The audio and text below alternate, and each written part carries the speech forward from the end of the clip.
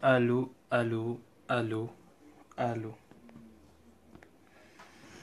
allô, allô, allô,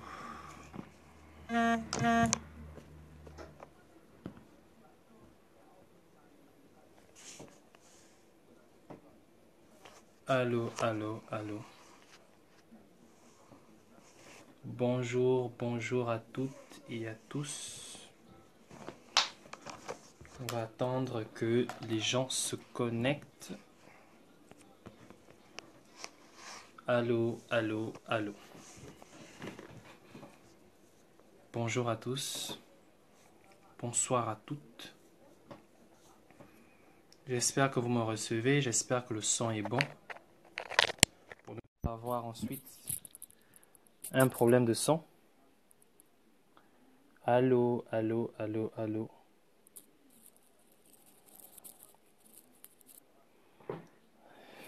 Je vais attendre que ceux qui peuvent se connecter se connectent.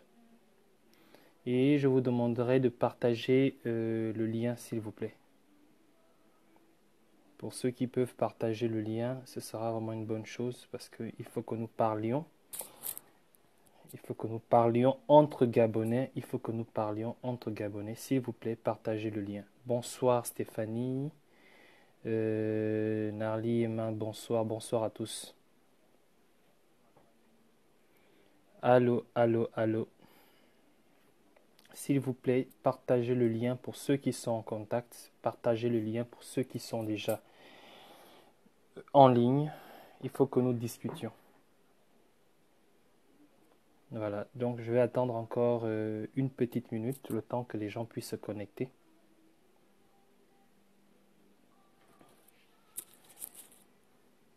Bon, la qualité de l'image n'est peut-être pas bonne, mais c'est pas important. Le plus important, c'est ce que j'ai à dire. Ok, on va commencer, on va commencer, on va commencer. Bon, comme vous l'avez vu sur le titre de ma vidéo, je viens répondre ici à Tata Huguette. Nous l'avons tous suivi sur 241. Je viens répondre aussi ici à tous les autres activistes en général, mais surtout, encore une fois de plus, essayer de m'adresser au peuple gabonais en particulier.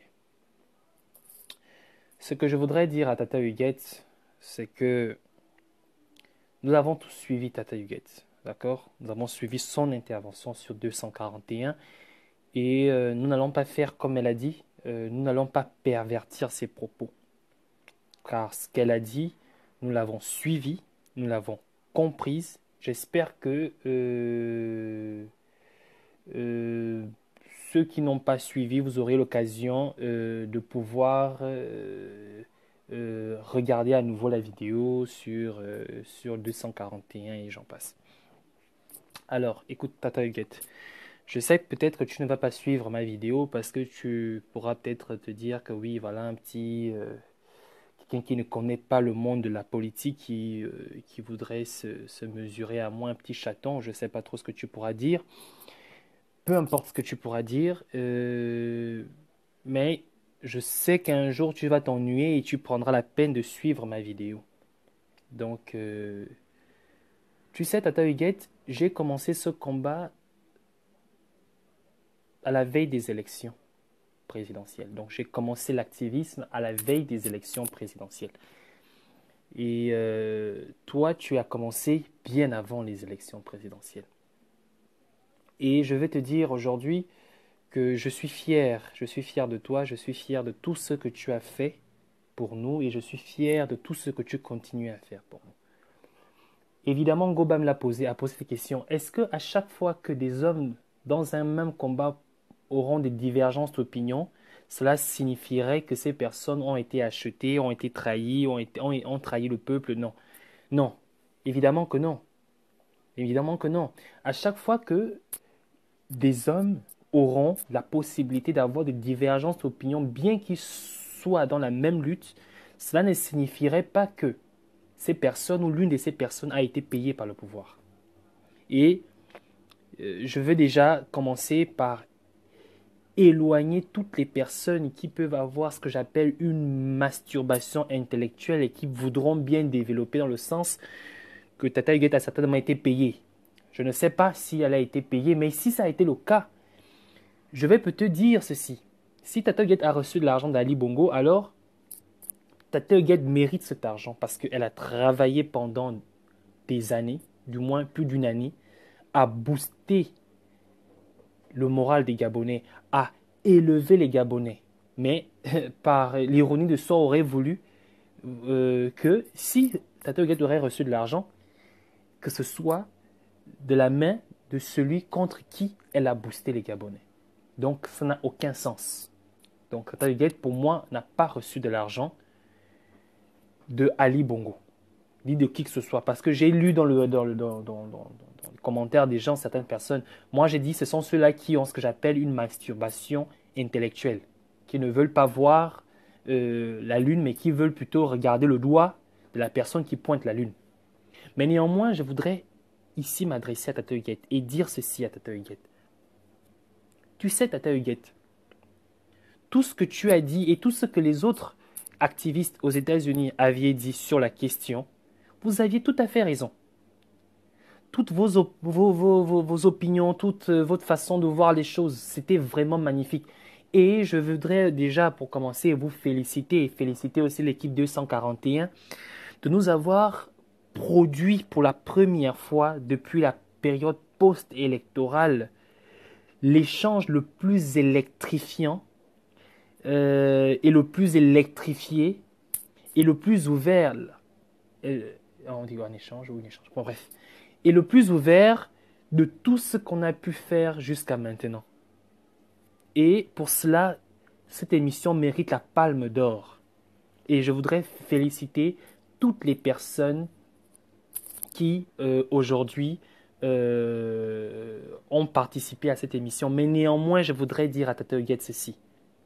Tu sais, Tata Huguette, la première erreur que tu as commise, c'est celle que tu as commise à la fin, au moment où on n'attend pas de toi une possibilité quelconque d'en commettre. Pour ceux qui me suivent, qui ont suivi mes vidéos depuis, je l'ai toujours dit. Vous savez, nous ou ceux très connus qui se définissent aujourd'hui comme activistes et surtout qui portent la voix du peuple gabonais, nous n'avons pas le droit à l'erreur. Nous n'avons pas le droit à l'erreur. L'activiste qui prend le caillou ou encore le petit qui prend le caillou pour aller balancer au policier a droit à l'erreur. Peut dire non, moi je porte le t-shirt de Bongo, aujourd'hui je vais regarder le match, je vais regarder la CAN. Il a le droit de le faire. Mais nous qui avons pris l'initiative de porter la voix des Gabonais, parler au nom du peuple gabonais, nous n'avons pas l'erreur. Nous n'avons pas le droit à l'erreur. Et Tata Huguette, tu as commis l'erreur. L'erreur au moment où il ne fallait pas commettre d'erreur. L'erreur que tu as commise, c'est quoi? C'est que tu t'es servi de l'arme invincible, l'arme qui a fait chuter Ali, qui fait qu'Ali aujourd'hui ne sait plus vers où tirer. Tu t'es servi de cette arme pour venir affaiblir le combat que nous avons commencé pour le peuple gabonais. L'arme des Gabonais aujourd'hui, c'est vrai, nous n'avons pas d'argent, nous n'avons pas d'armes, c'est vrai. Nous ne savons plus vers qui nous tournons. Les méga-optés, ça va vite. Et j'ai déjà fait une vidéo là-dessus à expliquer les Gabonais que nous devrions trouver des méthodes plus appropriées pour pouvoir faire passer notre message au peuple gabonais. Car tout le monde n'a pas les moyens. Que nous avons vaincu de manière partielle à Bongo. Mais d'une part vraiment très importante. Une part que nos aïeux, nos grands frères et nos pères n'ont pas pu faire. Et tu t'es servi de cette communication. Tu es venu au socle de cette communication pour commettre l'erreur qu'il ne fallait pas. C'est cette erreur, c'est ce message à lancer aux Gabonais. Que tant que nous n'avons pas d'argent, nous ne pouvons pas et nous n'avons pas de raison de poursuivre ce combat. C'est ça le combat, c'est ça l'erreur que tu as commise. L'erreur que tu as commise. Tu es venu te servir de ce plateau, de cette plateforme, avec la foi, avec la force, avec l'incarnation que tu représentes pour les hommes et les femmes qui ont commencé ce combat dans l'activisme, les hommes et les femmes qui se sont mobilisés à travers tes paroles. Tu es venu sur cette antenne pour leur dire que tant qu'il n'y a pas d'argent, il n'y a pas d'espoir. Que je me retire parce que j'ai compris que tant que je ne peux pas assurer un salaire à un Gabonais, que je demanderai à aller manifester si jamais, ou que je demanderai à boycotter si jamais il n'allait pas à son travail, qu'il perdrait son salaire et qu'à la suite de ça, il ne pourra pas nourrir sa famille. Tant que je ne peux pas le garantir ce minimum, alors je me retire de ce combat. Parce que ce combat, nous n'avons pas l'arme qu'Ali a, qui est soi-disant, selon toi, l'arme suprême, qui est au-dessus de notre lutte depuis des mois déjà, et de ta lutte depuis des années, qui est l'argent. C'est l'erreur que tu as commise. Et c'était pour cette raison que je m'adresse à toi. Oui, je m'adresse à toi, pas pour t'insulter, pas pour dire que tu as été vendu, mais je te dis que tu as commis l'erreur que toi, en tant qu'activiste, en tant que personne suivie par tous les Gabonais, ne pouvais pas se permettre de commettre. Non, Tata Huguette, tu n'avais pas à venir dire sur ce plateau, sur cette plateforme qui réunit tous les Gabonais, que je me retire parce que dans notre lutte, nous n'avons pas l'arme qu'Ali Bongo a, qui est l'argent. Que dans notre lutte, nous n'avons pas l'arme qu'Ali Bongo a, qui est le carnet d'adresse. Mais oui, Tata Huguette, on t'a posé cette question. Quand tu as commencé cette lutte, avais-tu le carnet d'adresse d'Ali Bongo? Ou bien c'est pendant cette lutte que ton carnet d'adresse s'est vu grandir, s'est vu s'élargir. Je crois que c'est pendant cette lutte que ton carnet d'adresse s'est vu élargi, a commencé à grandir. Mais tu n'avais pas d'argent. Mais à la fin, qu'est-ce qui a grandi ton carnet d'adresse, Tata Huguette? Qu'est-ce qui a grandi ton carnet d'adresse? Aujourd'hui, tu dis que oui, aujourd'hui, même au Congo, on m'appelle, les hommes politiques du Congo m'appellent, m'interpellent, me consultent. Mais ces hommes du Congo t'interpellent, te consultent depuis quand?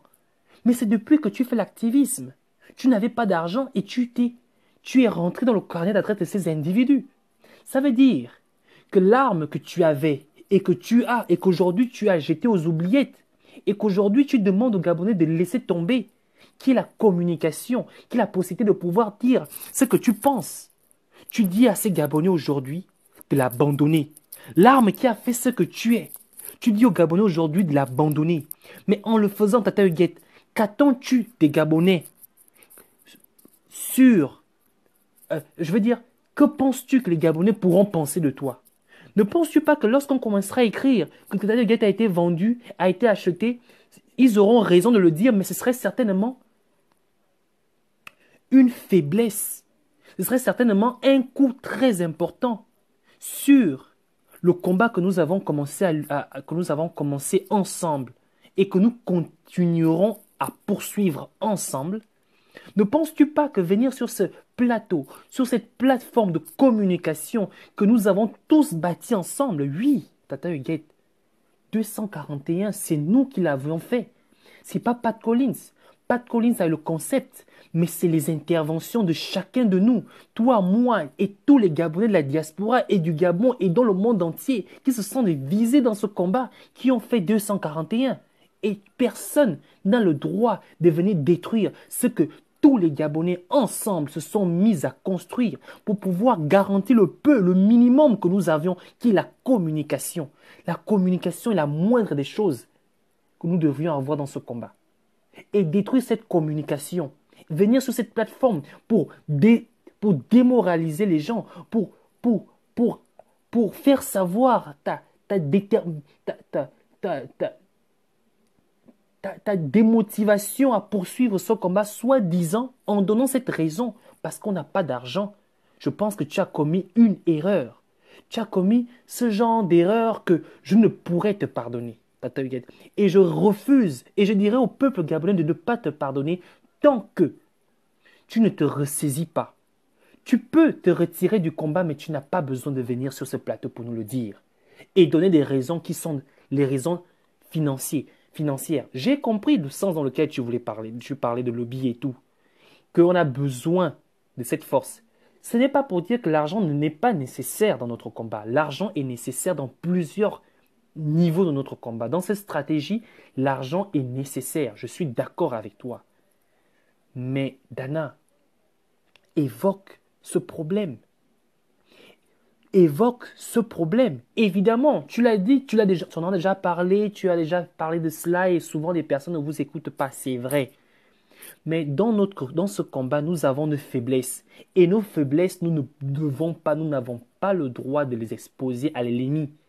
Ali Bongo, chaque jour, il nous donne des bonnes raisons de poursuivre ce combat. Il nous galvanise, il fait de nous des hommes vraiment déterminés. Mais il ne se rend pas compte seulement que nous n'exploitons pas très bien les opportunités qu'Ali Bongo nous donne pour le mettre KO.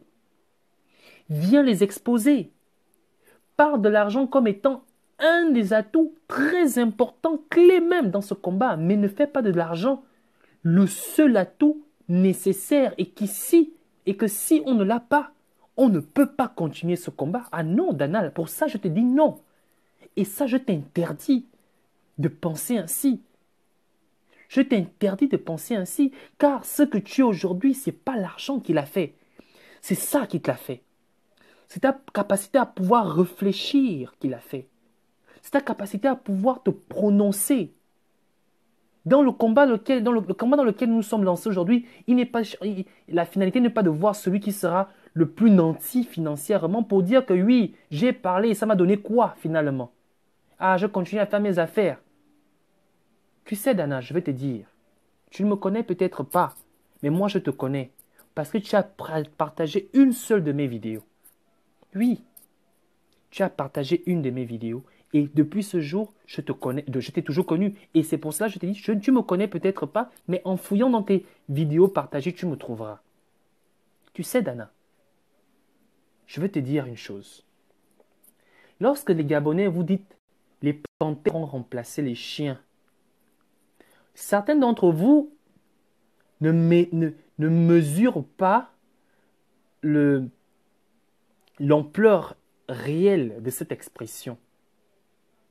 En fait, ce n'est pas qu'une expression, ce n'est pas qu'un slogan. Est-ce que vous connaissez la panthère? Quelles sont les personnes réellement qui connaissent le mystère qui tourne autour de cet animal? Il y a un an, j'étais à Libreville, j'étais au Gabon. Je suis allé à Makokou. Là-bas, j'ai rencontré des gens qui m'ont parlé de la panthère. Des chasseurs m'ont parlé de la panthère, ceux qui rencontraient souvent des panthères. Et ils m'ont parlé d'un mystère, un mystère qui tourne autour de cet animal. Un animal qui attaque sa proie, mais qui la dévore. En général, ils disent que la panthère ne mange que le cœur de sa proie. Et cette panthère, lorsqu'elle elle dévore sa proie, elle ne laisse pas couler une goutte de sang sur sa fourrure.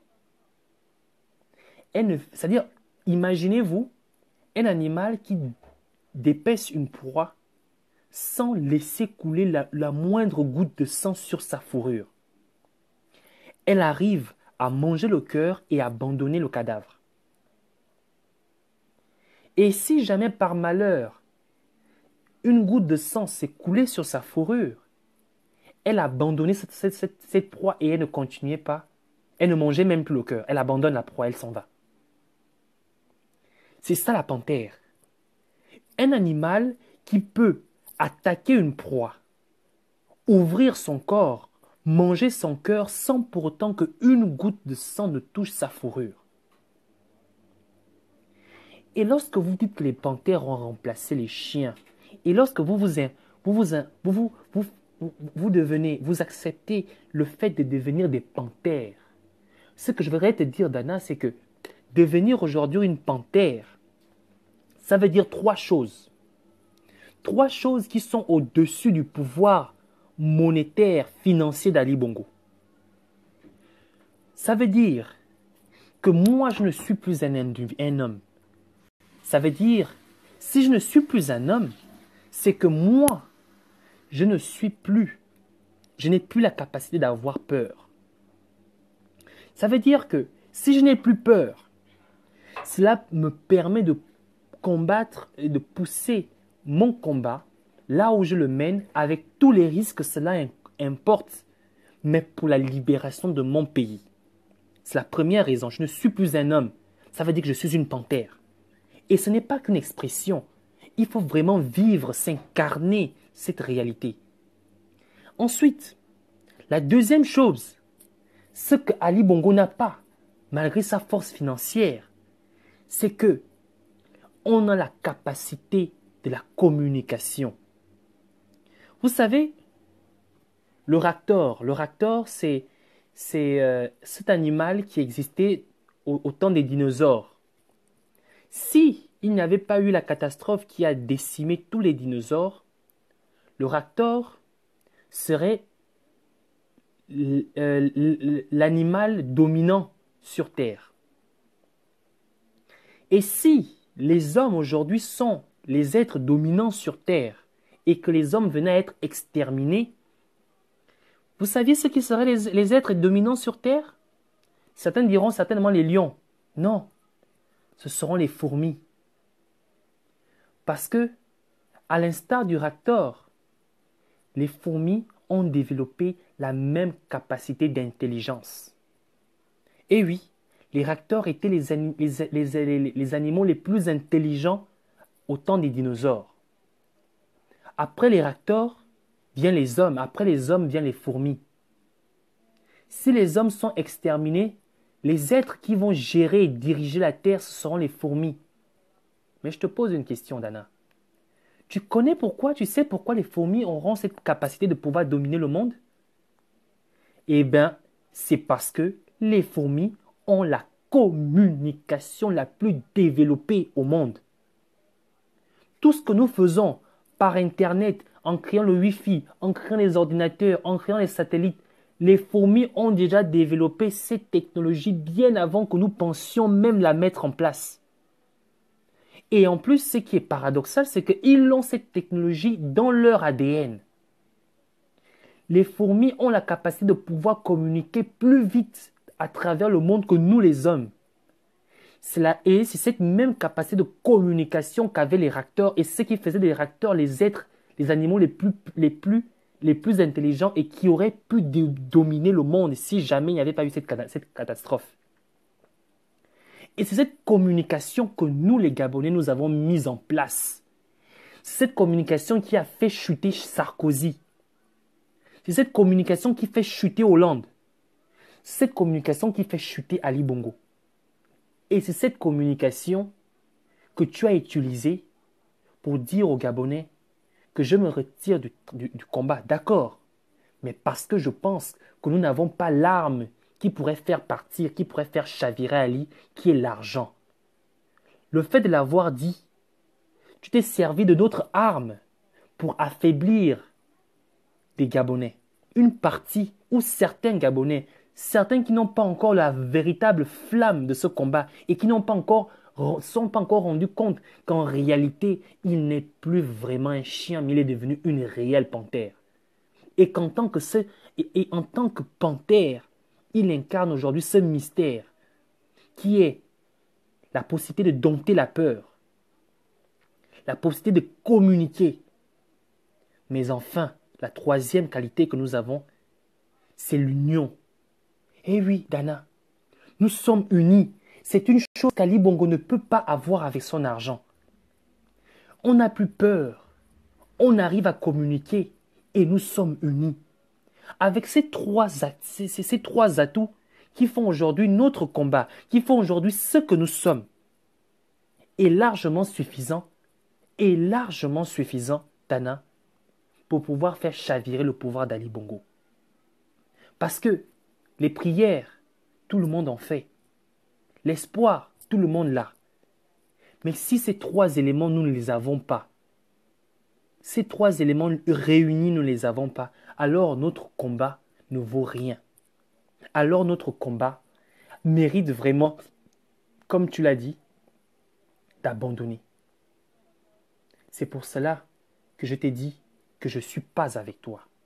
Oui, j'ai compris dans quel sens tu voulais aborder en parlant d'argent, qu'Ali Bongo a la capacité de pouvoir corrompre des grandes puissances, des lobbies et tout ça, tout à fait raison. Mais parle de l'argent comme étant un facteur important à développer dans notre combat. Mais ne dis pas que c'est le seul facteur qui nous manque pour faire partir Ali Bongo. Ne dis pas que ce que nous faisons aujourd'hui, c'est un rêve. Parce que tant que nous n'avons pas l'argent, nous ne pouvons rien. Et que ce que nous reprochons aujourd'hui à nos parents, ce que nous reprochons aujourd'hui à ces hommes politiques, demain, nos frères vont aussi nous le reprocher. Oui, ils nous diront aussi que lorsque vous aviez atteint ce niveau aussi grand que vous avez aujourd'hui atteint dans la lutte contre Ali Bongo, pourquoi vous l'avez abandonné? Pourquoi vous avez abandonné à cet instant où les Gabonais ont été comme jamais avant unis, avoir été unis comme jamais avant cela? Pourquoi vous avez abandonné à ce moment? Car vois-tu, Dana, si tu abandonnes aujourd'hui et qu'un autre abandonne, il faudrait attendre encore 50 ans avant que les Gabonais se relèvent encore comme un seul homme. La manière dont ils se sont levés ce 31 contre Ali Bongo. Et moi, je voudrais te demander, Dana, tu as tes raisons. Je ne sais pas pourquoi tu abandonnes réellement. Parce que je me dis que si sans argent, tu es arrivé là où tu es arrivé, simplement par ta possibilité de pouvoir communiquer, et qu'aujourd'hui tu me dis qu'il faut l'argent pour continuer le combat, sans argent j'abandonne, parce qu'Ali Bongo a cette force de pouvoir corrompre tout le monde, alors je te dis, Dana, je te dis que tu t'es égaré et retrouve-toi très vite. Retrouve-toi très vite. Parce que on a besoin de tout le monde dans ce combat. Revois tes vidéos lorsque tu n'étais pas maquillé, lorsque tu avais des cheveux en pétard. Et que malgré ça, tout le monde te suivait. Et que malgré ça, tout le monde partageait tes vidéos. Et que malgré ça, tout le monde suivait ton message. Et que malgré ça, tu as motivé plus d'un. Revois ces vidéos. Et rends-toi compte à quel point ton idée n'a pas droit à être. Rends-toi compte à quel point ton esprit en ce moment, selon moi, n'est pas à sa place. Parce que vois-tu, pour terminer ce direct, je vous ai parlé des fourmis tout à l'heure. Dana, imagine-toi que Ali Bongo, c'est un géant, c'est un homme, c'est un être humain qui a toute l'intelligence et toute la capacité physique et mentale pour pouvoir détruire une fourmilière. Je t'ai parlé des fourmis aujourd'hui qui, en réalité, sont même plus intelligents, plus avancés que nous les hommes sur leur technologie dans la capacité de communiquer. Oui, parce que les fourmis n'ont pas besoin de satellites pour pouvoir communiquer à travers des kilomètres et des kilomètres. Ils sont tellement élaborés que nous les hommes, on ne les atteint pas la cheville. Et que Ali Bongo, c'est le géant humain qui a la force des armes, qui a de l'eau chaude, qui a l'acide, qui a les infectants, les produits pour pouvoir les tuer, qui vient s'attaquer à cette fourmilière. Qu'est-ce qu'il fait? Il s'attaque avec toute sa capacité d'armement, mais les fourmis, qu'est-ce qu'elles ont? Elles sont petites, tu peux simplement les écraser comme ça. Tu peux verser de l'eau et tu es fini. Mais qu'est-ce qu'elles font? Elles se basent sur 3 principes. Le premier principe, c'est qu'elles protègent leur reine. Notre reine ici, c'est Jean Ping. Que vous soyez pro-Ping, que vous ne soyez pas pro-Ping, vous devez accepter l'idée que notre combat aujourd'hui tourne autour d'un leader. Tourne autour d'un leader. Et ce leader, c'est Jean Ping. Ok? Que tu le veuilles ou pas, c'est Jean Ping. Que tu sois pro-Ping, que tu ne le sois pas, c'est Jean Ping. Nous avons besoin d'une tête. Qu'elle soit faible, qu'elle soit forte, mais le simple fait de savoir que cette tête est là, ça galvanise et ça motive les gens. Le simple fait que ces fourmis savent que leur reine est en vie, ça galvanise et ça les motive à se battre, à se défendre contre Ali Bongo le géant. Ensuite, il y a le second facteur, c'est qu'il protège les plus faibles. Les plus faibles ici, c'est qui? Les plus faibles, ce sont les œufs. Les œufs sont là pour assurer la génération future. Que nous tombons pendant le combat avec Ali Bongo, contre Ali Bongo, que nous tombons au cours du combat face aux géants, au moins il faut garantir l'avenir. Donc, c'est la jeunesse. Ce sont nos frères à qui je ne peux pas demander quand je discute, parce que je vais te dire une chose, Anna, c'est que moi, je suis en Turquie et je ne vais pas te dire dans tous les sens de ce que je fais pour pouvoir lutter contre Ali Bongo en Turquie.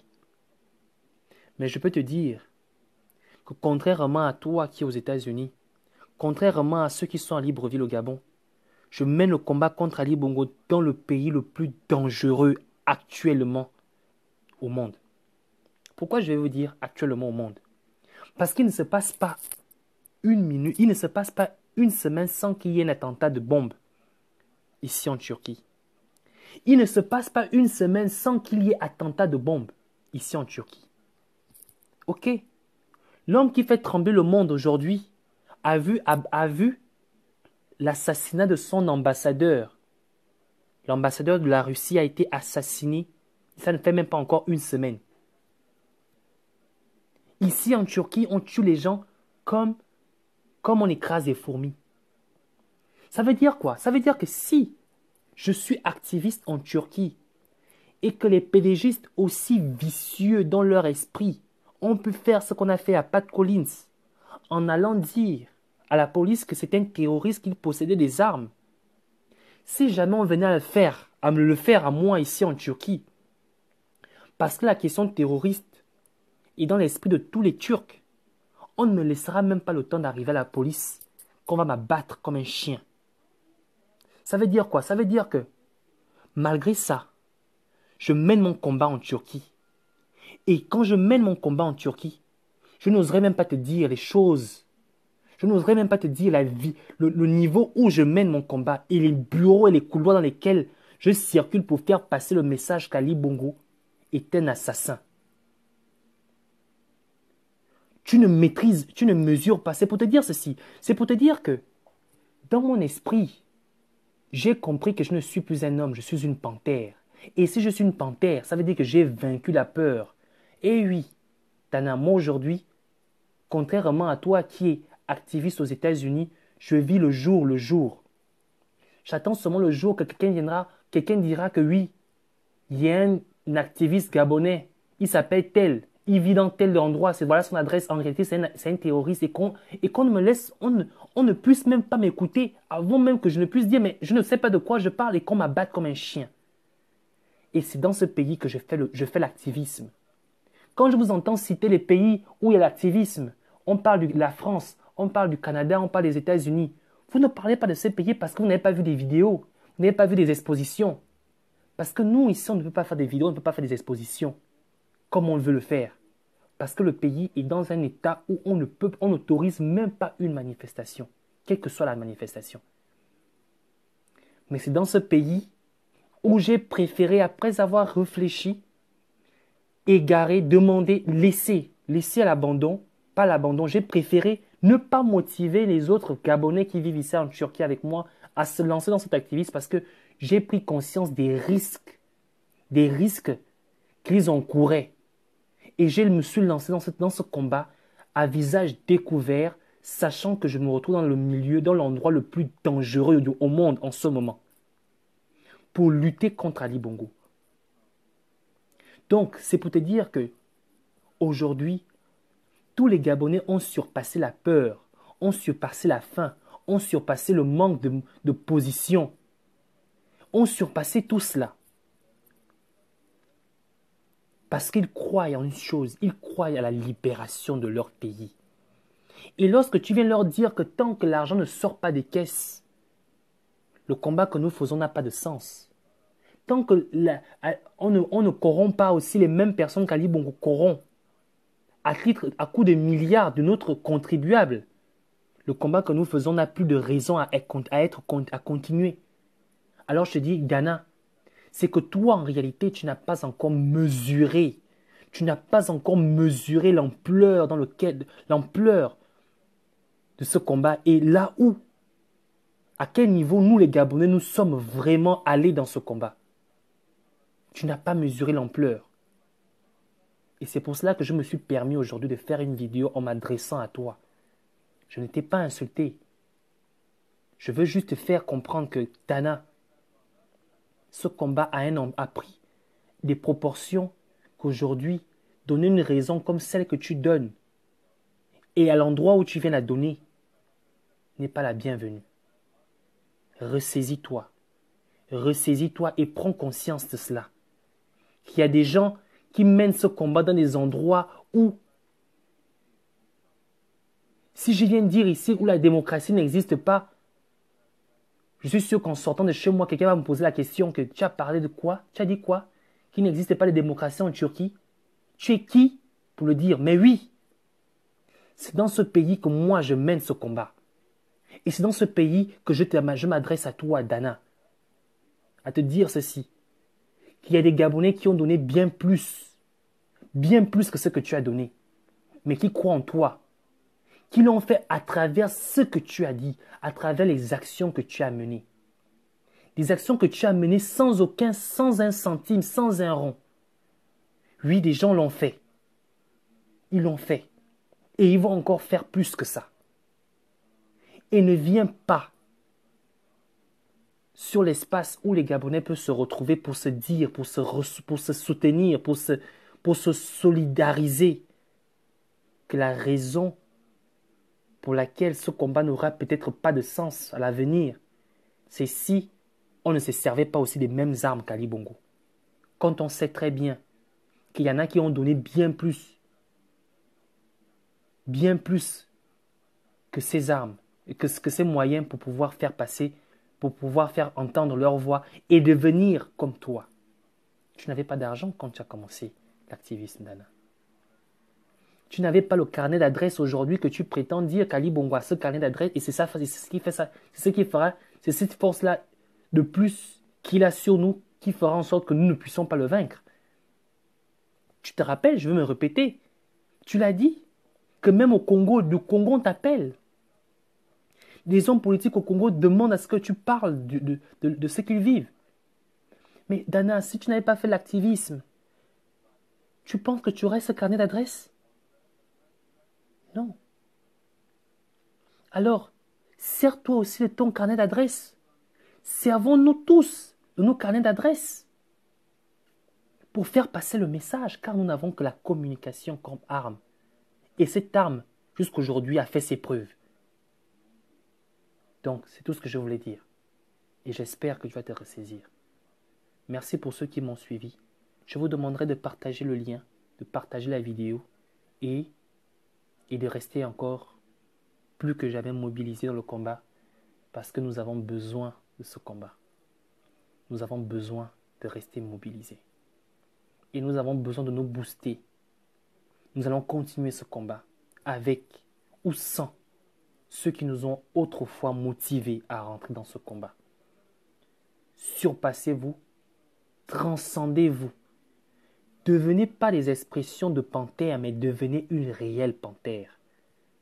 Cet animal qui peut attaquer une proie, la dévorer, la manger, sans pour autant qu'une seule goutte de son sang ne coule sur sa fourrure. Cet animal mystique, c'est ce que nous sommes devenus. Nous n'avons plus peur. Nous pouvons nous parler et nous sommes déterminés. Nous sommes déterminés. Et ça, c'est largement suffisant. Largement suffisant pour poursuivre notre combat. Largement suffisant pour poursuivre notre combat. Et croyez-moi, chaque Gabonais, où qu'il soit, pose un acte positif. Ce n'est pas parce qu'on n'est pas connu, qu'on n'est pas populaire sur Internet, que ce que nous posons ou ce que nous disons n'est pas écouté ou n'a pas d'impact. C'est faux. C'est faux. Moi, je suis activiste en Turquie. Oui.